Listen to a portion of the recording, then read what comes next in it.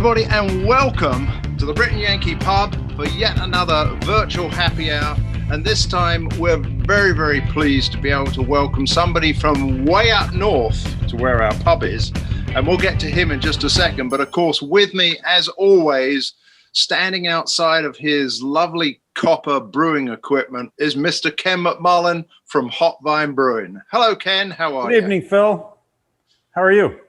I'm perfect. You're looking nice and bright and shiny, or rather your equipment is. I mean, your brewing equipment. I can't see your equipment. Yeah. Whew, scared me there. Everything going well for you? Yeah, pretty well. I'm here cleaning tanks tonight, so this is kind of a fun break. Oh, good. Well, you can have a beer while you're cleaning the tanks, right? Yeah, good. So, as always, I'm Phil Clark, the Brit. Ken McMullen is with me. You can reach us on our Brit and Yankee YouTube channel. You can send an email to us at pints@the-Brit and Yankee. And other than that, we just have a good time talking to brewers and talking about breweries and, of course, drinking brews. So without further ado, I wish to introduce the guest for the evening, and he's someone who's actually familiar with doing live Facebook podcast type things, but it's from Black Lung Brewery up in Waukegan, Mr. Josh Grubbs. Hey, Josh, how are you? How you doing, man? Great to be on. Thanks for having me. Hey, it's been an uphill climb to get you because we rescheduled a couple of times, and I thought I was going to have to reschedule tonight because my laptop went belly up, and so I'm hopefully doing this okay on my iPad. We'll see how this comes out. Looks great. Oh, good. Thank you very much. Well, thank you for being with us. I know you're not actually at your brewery, and there's a couple of reasons why that is, and we'll get to that shortly. But tell us where you are, actually. So right now I'm in what I affectionately like to call the Josh Man Cometh Bar, which is my little man cave in my basement of my house.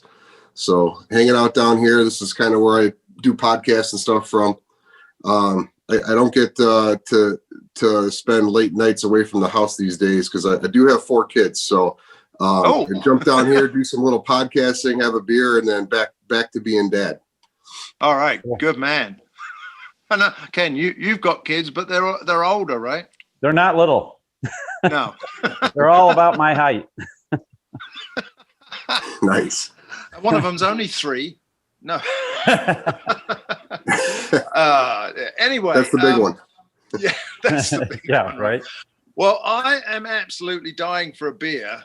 And there's no time like the present to have one of Black Lung's beers, which we have in front of us here. Now, Ken, you've got it as well. I don't know what you've got, Josh, but we've got Mind of Peace. Mind of Peace Saison. That's right. Mind of Peace Saison. And I think it says something else on there. And if I have my glasses on, I'll be able to read it. What does it say, Ken? Above that, it says Summer Strumming Saison Series. So we're a bit late for summer. Yeah, that was a summer beer that we put out, and we wanted to do a few more, but I had to taper it back. But it's a summer saison series, so we're gonna run with that, doing saisons every summer, and we'll keep mixing it up and making them different and having fun with them. I'll tell you what, Phil, I can't wait to taste this. It says it has rosemary, sage, spearmint, and green tea in it.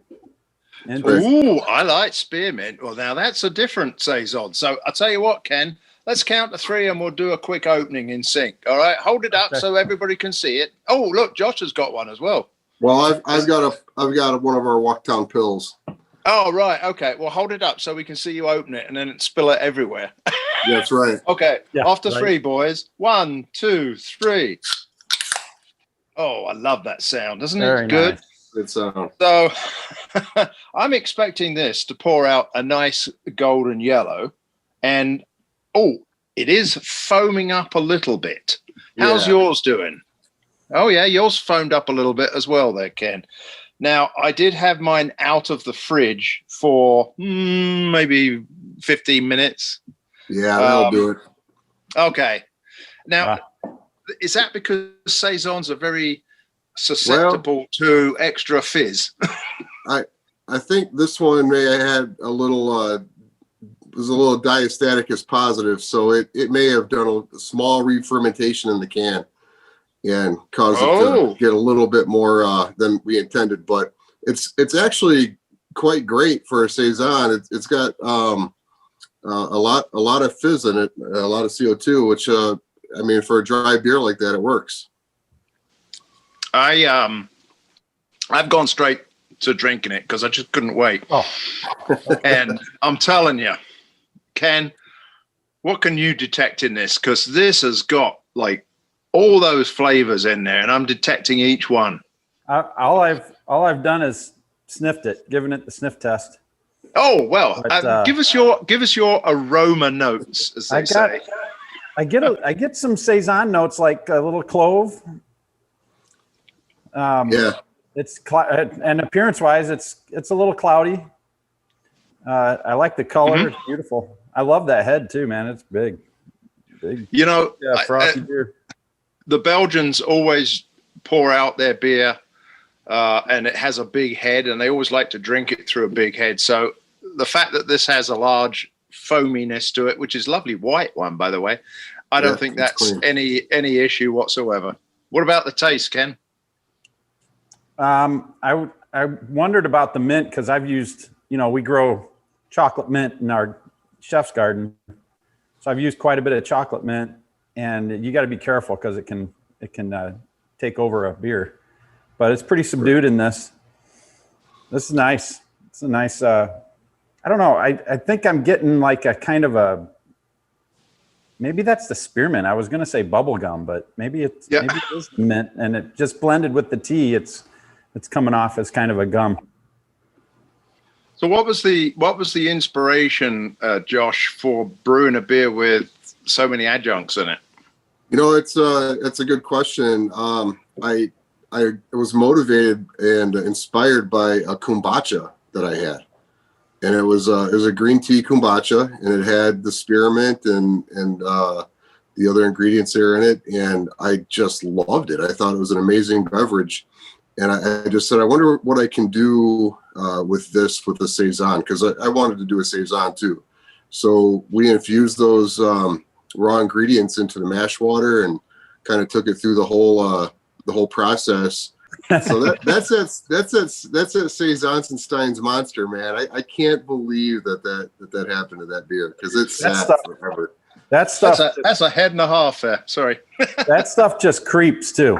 It just keeps going and going, but I mean, the beer drink's amazing, but it did a little bit of re-ferment in the can. It's safe. I mean, it's good. I've popped a few of them open and shared them with people and drank them, so I'm really still happy with it. Yeah, I don't think there's mine is like garage floor cold because I forgot to put them in the fridge. Right on. Luckily, it's been pretty cold, but that a little more chill on this, and it wouldn't be quite so heady. Yeah, it'd be fine. And actually, I had it. I have had this one before because I bought a 4-pack of it. So I always sneak one in beforehand. And this one is the temperature is raised a little, and I think I'm getting more of the flavors. So don't have it really cold. Just let it warm up a little here. How about the artwork? So the artwork is done by one of my best friends and former bandmate, Matt Mays. He's a tattoo artist. He does all of our can art. And Matt, I pitched him an idea of just instead of a piece of mind, a mind of peace. And he really kind of struggled to think about what that would be, and really came up with a fantastic idea there of just a mind devoid of pain, which would be basically a mind that's gone and blown out. and I just have to say that now I'm looking at it, I see it's a guy upside down. I thought it was just like a rainbow. Now I'm looking at it and you're talking about it. I can see that it's a really cool, really cool artwork. Yeah, it's originally a watercolor painting, and he transfers it to the computer, and we do some graphics on there, like the lettering and all that stuff. and just try to keep it as whole as we can. Whenever Matt does a painting like that, I try to just have it wrap the whole can and not obstruct it too much with the label stuff, That's required cool. TTB stuff. It's really cool. And while we're supping this, I would like you to tell us why it is that possibly we may not be able to come up to your tap room at the moment, because I think you've got something going on the internet, right? Tell us the story, Josh. Well, we've got we've got a little Kickstarter going right now because we're building our own tap room. So currently, I'm a Black Lung Brewing is what you call an alternating proprietorship. So I rent space at Zumbier. I brew and distribute beer from there. But we're transitioning. We're growing during a pandemic. We're opening our own tap room, which those wheels just started turning well before the pandemic hit. But I've got a spot in Round Lake Beach that we're building out. We've been working on it for about 3 months now. We're shooting for being open in January. It's about 2,400 square feet, nice, intimate little tap room that we're building. It's going to have our same 5-barrel brew house. We're moving that over. We're going to add a couple larger fermenters so we can increase the production a little bit, so we can continue to distribute and feed our tap room. And the Kickstarter, we just started up for just some odds and ends here at the end. So we're sure that there'll be some stuff that is going to catch up with us towards the end. So we did a Kickstarter, which you can get to by going through the blacklungbrewing.com website. So how does the Kickstarter work then? You just basically say, hey, we're going to do a tap room. If you want to help contribute, you get something in return. And then is there like a final date that you have to, stop doing that? Yeah, so the Kickstarter ends on December 21st. So it's one of you can pick like 30 days or 45 days. We're not in the biggest rush, so we picked the 45-day, hoping that it would give us more time to get to the 15,000 that we're trying to reach. And it's all or nothing. So if we don't get there, we get nothing out of it. A lot of work for nothing. So we're really hoping, and we're seeing people really come through for us, and we're asking everyone to share our posts and to go to our website, tell their friends and family, and just follow our story. I do updates in there every couple of weeks on where we're at with the build out, where we're at with our entire operation, and kind of my personal feelings on some of the stuff, so that people kind of see mentally where I'm at, because it's a lot of stress, although it's a lot of fun, but it's a lot of stress. And we're trying to have fun with it. It's exciting and fun and stressful at the same time.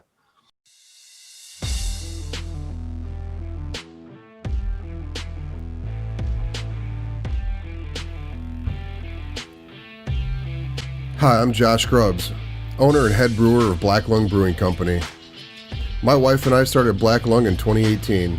With a weird name and a lot of drive, I wanted to make traditional beers with a twist. Beers grounded in tradition, inspired by enthusiasm. Since then, we've built the business and been distributing for almost a year, helping us develop a great local presence as a small batch brewery. Now we need our own tap room, so our patrons can enjoy our beer at the source. We're planning to open a 2,500 square foot brewery and tap room in Round Lake Beach, Illinois. We've self-funded everything up to this point, but now we need your help. We're looking to raise $50,000 to build out the brewery and get us to the finish line, and we want to cut you in. We want you to be our Black Lung Legion. Come have a beer.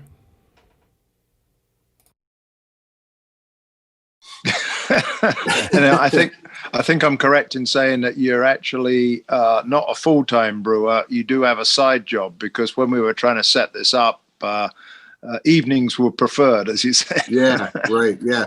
So I'm actually I've got a 20-year career in construction. So I've been in civil construction for about 13 years, and now I've been in elevator construction for about 8 or 9 years. So how's business? Well, it's elevators, so it has its ups and downs. Hey, there we go. Boom, boom. Oh, hang on. There we go. We'll ring the bell. You're killing me. That was He's so here all organic. week, folks. Yeah, I've heard it and told it about 1 million times in my life. Yeah, so. I know. Well, yeah, you know what? There's nothing like a good joke, and I have to tell you that was nothing like a good joke. So, I don't tell those. I am. So, Ken has actually got something in common with you. If I can go back to when you were telling us about the Saison, you said that the inspiration for it was a kombucha, and Ken actually brews a decent kombucha, which I'd never tasted kombucha that I liked until I tasted his, and I said, "Well, this is pretty damn good." Oh, cool. Yeah, the current batch is it's black tea that I used, but it's infused with some of the mint that I mentioned earlier, and let's see, sweet orange peel and ginger. Oh wow, yeah, that's unique. It's really delicious, and it's it's so. different. So will a kombucha be on your tap list when you get going? No, I haven't put a lot of thought into that. I just think I'll stick with the saisons that have kombucha inspiration. But I definitely took a liking to them for a spell. I kind of reach to get inspiration sometimes. I'm digging deep into bourbons right now too. So wherever I can grab inspiration from, I will. And that kombucha kind of hit me upside the head. I went in and just grabbed a couple off the shelf and started drinking that one, and really it grabbed me. It's like, holy cow, that's delicious. So tell us about the beer you're drinking. I can't remember what you said it was called. Tell us what that is. So this is our Waukegan Pils, which is a little bit darker than it should be, but very tasty. It's Huell melon and Mandarina Bavaria hops, and just you got the can there. Dry you got as the a can bone. there? Yeah, I do got the can. So that's like a little oil painting of downtown Waukegan. That's the lighthouse out on the lakefront. Man. That's a nod to the town that I grew up in and went to high school at, and started my brewery in. How did you get into brewing? I'm a home brewer, man. I mean, I really just started, I guess 4 or 5 years ago, home brewing in my garage here in Grays Lake, and really just enjoying it. Years of hitting breweries and spending time in breweries, and then taking up the home brewing. And it's just been like a natural progression for me to get to opening my own brewery, slow but sure. So made the decision quite a couple of years ago that I really wanted to open a brewery, and I'm doing it. I mean, I'm opening a tap room this year or next year. How'd you settle on the name Black Lung? So my grandfather and grandmother are from Appalachia. Grandpa's from Kentucky and grandma's from West Virginia.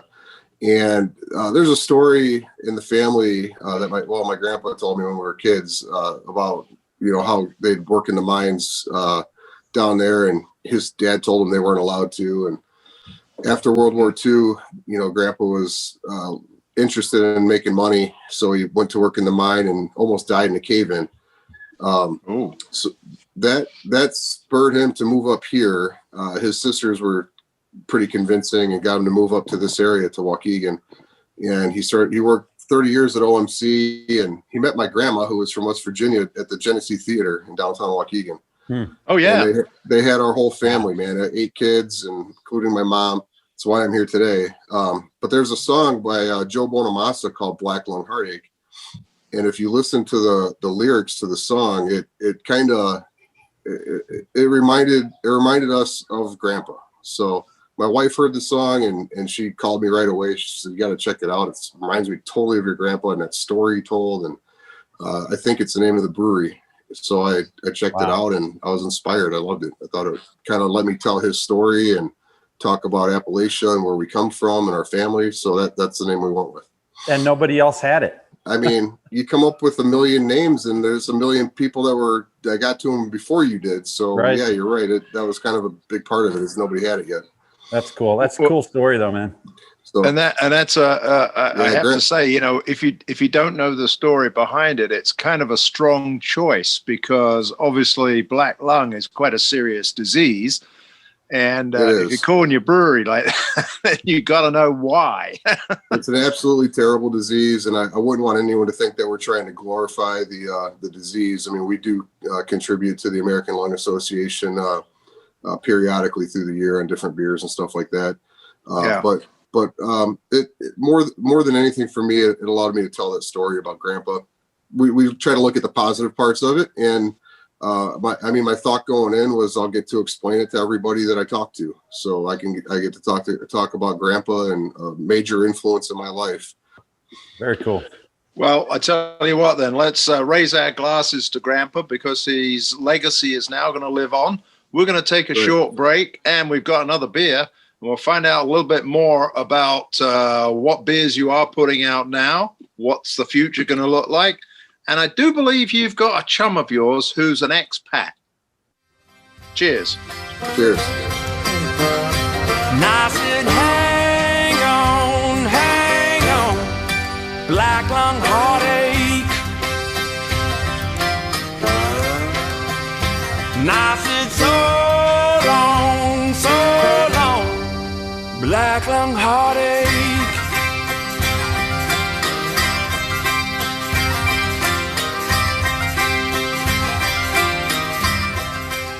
All right. Thank you very much indeed for that short break from, what was the guy's name again?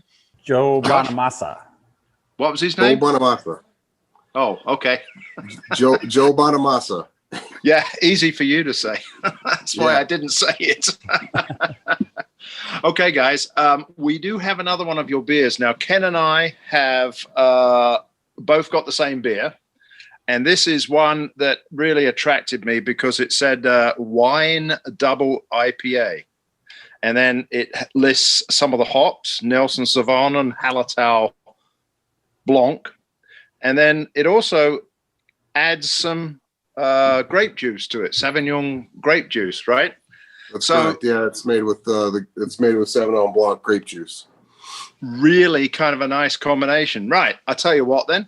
Let's do a triple opening here after three. Oh, you haven't got that one, though, have you? What have you got? Well, I have a West Coast IPA, double IPA here called Tame the Chaos. This is my friend Larry Bloom's favorite beer that I've ever brewed. You guys know Larry from Zumbier. Yeah, Zumbier, so this one's for Larry. He's going to be mad that I'm drinking it, not him.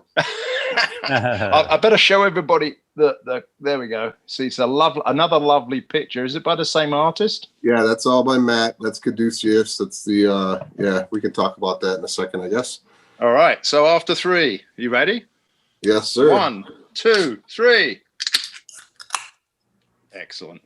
I do like a good pour. So tell us a little bit about this beer, and also who the heck is Caduceus? Oh, this is pouring out very hazy. Oh, yeah, it's a hazy. Caduceus is the a medical symbol that you see all over, the United States for pharmacy and things of that nature. So we were kind of playing on that a little bit. We got a little pharmacy in a can there, but for some of us. Ah, yes, I see. Yeah, that's that little like snakes around the little snakes around the cross kind of guy hanging on there. Yep. Okay. So why did you put in the hops and the wine and everything? And so I was deeply inspired every time I try or have Nelson Sauvin hops. I always get, we always get people like comparing them to wine and to Cabernet Sauvignon and Sauvignon Blanc. So I said, well, let's do it. Let's put them together. So that's what we did. That beer is like Nelson Sauvin on steroids. It accentuated the wine juice, accentuated the hop so much, like they just play hand in hand together, and it's just like this huge like wine Sauvignon Blanc bomb. That's what I would call it. That's like if you're tasting wine and you'd say, "Oh, this is fruity. This is really fruity." Yeah, it's nice. And the aroma is definitely all that hop, I think. I mean, is there anything else in here that would come out? I'm not getting too much citrus. I'm getting the tropical type thing going on. Tropical and extremely like big aromatic wine aroma. And what's the ABV on this? That one came in at 8%. 8%. Wow. Yeah. So is this a double IPA then? Oh, it is a double IPA. That's what it says. Wow. And we never talked about what the Saison was. What was that? The Saison was, I believe, 5%, 5.5%. Okay. Something to that effect. Yeah. Saison strength. Okay. So as Ken will know, I have a love-hate relationship with hazies. I love to hate them. You love to hate them. And so I had to pick something that I wasn't certain if I was getting a hazy when I was looking at it on the shelf. Okay. And when I opened it, I went, oh, my goodness. But I have to tell you, this is very, very nice because it has Nelson Sauvin hops in it. And I think that really adds something to a beer. Yeah. You know, it's easily, if not my favorite, one of my favorite hops to work with. The gooseberry and the wine comparisons are perfect, and it's a hop that I can just drink tons of beers specialized in that hop. It's quite amazing. This beer has booze in it. I can feel it. It's warming my chest. All right, so tell us while we're supping away on this, which I can't find anything wrong with the damn thing. So it's delicious. I like a hazy. Tell us about what the profile is going to be of the brewery once you actually get the space rolling and you're doing your own brewing. Is there a theme to the beer styles? Yes. So our beer styles will continue to evolve and grow the stuff that we've been doing in distribution, which will be hazy IPA, adjunct stout, sour IPAs. We'll continue to work with those and grow, but we'll also bring in our Pilsner. We'll have a slow pour Pils on draft. We've got some different lagers. We'll have an amber lager on right away when we get opened up. So we're trying to do those classic styles that I love to drink and the fun stuff that the enthusiasts like to drink. And we'll kind of mix those crowds.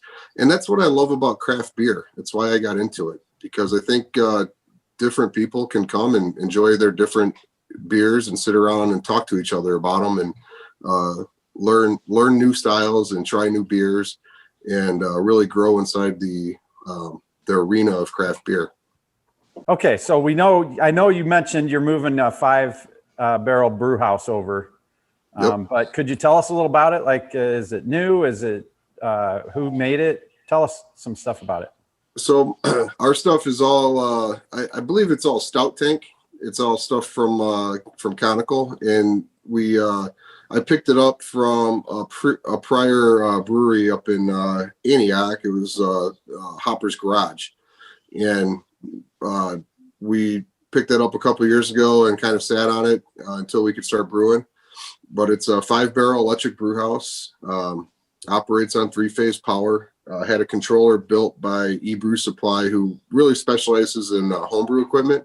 But they are starting to move into pro equipment, so they were excited and jumped at the chance to get to do our stuff.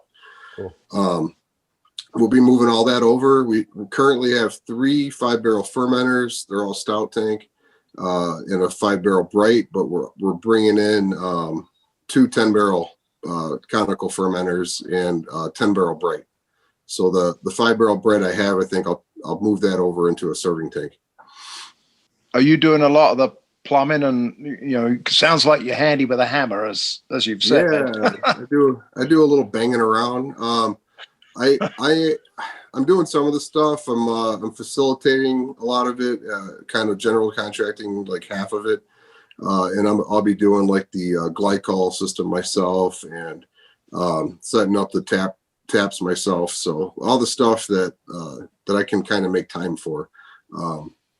Breaking up concrete and replacing it wasn't really in the fold this time around because I do have the day job. So yeah. We all do, and Ken's standing in his. It's his night job as well. See that? It's a nice tank behind Ken. It's a real nice tank. That's my brew kettle. A big old kettle, yeah. Well, that's the mash tun with the hot liquor tank below it. So there's actually 3 tanks right here. Oh, just wow. 2 of them are stacked. And they're beautiful, absolutely gorgeous. Well, as long as I keep this lighting and keep the camera this far away, they look beautiful. Yeah, he doesn't would really like me to polish these up. They're pretty tarnished right now. Oh, wow. Come on, Ken, get out there and rub your Don't buy brass. copper, man. I had mentioned in the last break that you do have a chum who's an expat because I watched him chatting to you on one of your Facebook Live efforts. And tell us how you got into the Facebook Live effort and who's your chum? Well, I'll start with the Facebook Live thing. So when the shutdowns all first happened, we were all pretty bummed, and we just thought, and when I say we, I mean myself and my homebrew buddies and some other brewer friends, and we just thought we'd stay in touch by doing Zooms and all get together in a webinar and just BS. So we did that for quite a while, and then it kind of slowed down a little bit over time, and then things started coming back. So now they started shutting us down again. And I just thought I'd put a little format to it and make it kind of concise so people could jump on and check out what's going on right now with us, with the brewery, and with our friend, whoever we have on that week. Jack Cantle, Jay Cantle, he's an expat. He's fresh off the boat. I think he's only been here a few years, working on his citizenship. But Jack's a talker, man, and he understands media. He understands people, and he's a good guy to bounce ideas off of when you want to do something live on Facebook. So he helped me format it. He did the first episode with me, and I've just been kind of running with it ever since. And I'll check in with him for pointers and ideas and stuff. If he sees things, he'll always call me up and say, "You need to have more personality. You're too dry." So, Jeez, I've never heard that. So maybe we need him, Ken, because format, we don't have a format. Yeah. Well, Jack is actually loves brewing. He's a big time home brewer. He actually works at Perfect Brewing Supply in Lake Villa. So he's one of their people over there and runs their classes and stuff like that. So he's a knowledgeable brewer, man. He knows his stuff. We haze him pretty good. He's in we're in a little text group, bunch of us, and anytime Jack chimes in with English stuff, we'll jump on him about who won what war and things like that. So Jack's a good sport. He's fun. He gives it right back to us. Well, you should find out if he knows who these guys are. Brighton and Hove Albion. Is that a football club? Yeah, that's. I was born 10 miles from Brighton. Okay. And in a small town called Worthing, which is kind of like where everybody goes to retire. It's like the Sun City, Arizona, but no sun. So okay. Sounds like Seattle. Yeah.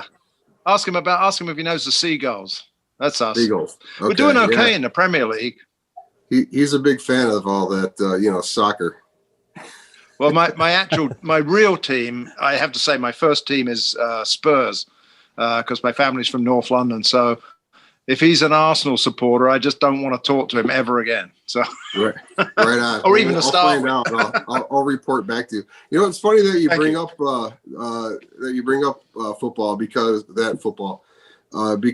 I've caught my beers being drank on a local Chicago football podcast. I'm not even sure what it's called. I have to look it up and get back to you, but it's they drink Black Lung beers and they check them in and they're talking soccer, man. They're talking Premier League. How has the unfortunate COVID situation affected you when it started back in March, and how do you think it's going to affect you moving forward? Back in March, it didn't personally, it didn't affect our business too much at all. Excuse me. We're only doing distribution. So if you remember back in March, beer sales were through the roof because everything was getting closed down. So people were stocking up, and that continued on for a good clip through the summer. So we just kind of kept brewing and weren't too worried about it in terms of sales. So everything was moving. Now I kind of had to make a decision here in the last couple of months. Was I going to really focus on brewing and putting beer out right now, or was I going to really focus my attention on the brewery? I'm kind of a one-man operation, so I turned to the brewery and getting that open. So now I'm slowly walking into the problem of shutdowns with my brewery. But it is what it is. Growth has to happen. We got to continue to move on and live life. And one day there'll be a vaccine and people will be coming back, and I'll be standing there with the beer ready for them. All right. Hopefully. Good attitude. God willing. Well, you are down in your man cave. So, Ken, I guess it's time for you to ask. Josh, can you show us your beer fridge? Beer fridge. Yes, I can. So I can't tell you that I was prepared for this because I wasn't. That's good because so that's this good. We place like is- instantaneous This stuff. place is kind of a mess. I'm not really sure how much you'll be able to see because it's fairly dark. Let me see if I turn some extra light. This is my little baby beer fridge that's inside my my bar back, this little bar back that I got. So let's see what I got in here. Another homebrew. These aren't mine. These are friends who drop them off for me. Okay. That's cool. I got an old Guinness. I got some Black Lung. I found this here What Hurts. That's one of my stouts. I found that up on a shelf, so I thought I'd stick it in here, get it cold, and drink it. That's from last year. I've got some Liquid Love. Oh yeah. Those guys were on my podcast a couple weeks ago. John was, so I threw that in there. I'm gonna be drinking on that. They're making one of my favorites, Pollyanner, Munich Lager. Which one? Oh yeah, right. I've got some Roaring Table, Candy Squeeze. Yeah, we're rocking the good ones. Let's see what else. I got some Guinnesses. I got some Light the Lamp hanging on back there. Yeah, so I got a few. It's not exactly full, but You have a really nice cross section of brews there. Yeah. I've been drinking more traditional styles myself lately, even though we brew a lot of enthusiastic beers, what people are really into. But personally, my taste has gone more to Helles and traditional Pilsner than anything else these days. And what if you had the option of no expense worries? What would be the beer that you want to brew? That's a great question, man. I honestly, I think Helles right now. I'm working on a recipe for a Helles. We're going to do one at some point in the near future. It's got the perfect amount of body and dryness that just it works for me. As we look to the future, what kind of a time scale are we looking at so that we can come and get fresh draft beer from you instead of having to go down to by the way, I got this at Leo's. Ring of the bell for Leo's Liquors and Spirits in Woodridge on Hobson Road. Excellent selection. That guy has everything and he'll help you out with everything. Yeah, you should be a sponsor. Tariq is the man. That guy is one of the coolest guys I deal with in beer stores. He's fantastic. And everybody's great, but Tariq is awesome. I chat with him. I hang out there for a little while, usually when I drop beer off. That's crazy. That's pretty close to me, and I've never been there. Well, you got to go. I know, man. They're old school, man. Ken, they hand sell. You come in there, they ask you what kind of beer you like, and they start showing you around, and somebody will stay with you the whole time. They're really fantastic. So a Helles Lager. So we'll look for a good Helles Lager from you on your opening day. How's that? Awesome.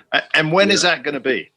So I've been all along shooting for the 2nd of January, but with recent developments and delays in shipping from China, I am probably going to be considering more like mid-January or 1st of February. So what are you getting from China? Don't do it, man. I'm getting some new stainless. We got a couple 10-barrel fermenters coming from Caseman, so they should be shipping any time now, but it could be 45 days before we see them. What is the biggest issue that you're finding with starting up a new brewery? Anything in particular that really is a knife in the side? I would just say that it's a lot of stuff all at once. So you're really upsizing. So you got to get bigger equipment, glycol. You got to think about everything that goes into that. Bigger CO2 tanks, all the feeder lines, the drain lines, the on-demand hot water systems, all the stuff that you take for granted. Doing smaller stuff, you're trying to make it bigger and more efficient. So I think it's that, and then all the other folks that start calling you up and need your time so that they can check the place out and get their stuff figured out. The cable company, the security company, the telephone, whatever, everybody, the CO2 guy. So they're all very nice, very accommodating and all that, but it's all just lots and lots of your time. So I would say don't do it alone. That's what I learned. Don't do it alone. Are you doing it alone? Yes, but I do have a really good general contractor and an amazing wife, so I have some help. Good. Well, we really wish you well with all your efforts up there, and hope that the Kickstarter program is successful. I think we're coming to the end of the podcast because time, gentlemen, please. Come on now, open your wives. Come on now, drink up. Well, thank you very much, Mr. Landlord. We like to finish off our podcast in a way that the English folk would know. Well, thank you very much indeed for your time today. I'm going to get my other beer. I've still got some of the other one because always at the end we say that we're going to do a cheers together. Josh, thank you very much. Where can people find information out? Where are you going to be and where are you brewing now? All right, so right now we're at Zumbier Brewing. You can find information out about us at blacklungbrewing.com. There's a link on there to the Kickstarter right on the homepage. Check it out. You can find our beer at blacklungbrewing.com and click on find our beer, which is exactly what it says. And you'll find a store near you. Call ahead because we don't have quantities on there. And you'll see me real soon here sometime in the early months of January opening a brewery in Round Lake Beach, Illinois. So come on out and say hi to me. Cool. Awesome. Josh, I'm glad to meet you. My father. Yep. And once this is all over and I can go see him and drink a beer with him, we'll come over and check out your place. Ken, I'd be honored. Thank you. Well, here's to 2021 and a big success for you. Everybody got 2 glasses? Maybe not. Okay. Well, it's a good night from me. And good night from him. And cheers. Oh, I got it right. Lovely. I'll do that again. Oh, what a sound. It's perfect. Thank you, Josh. Beautiful. All the best, my friend.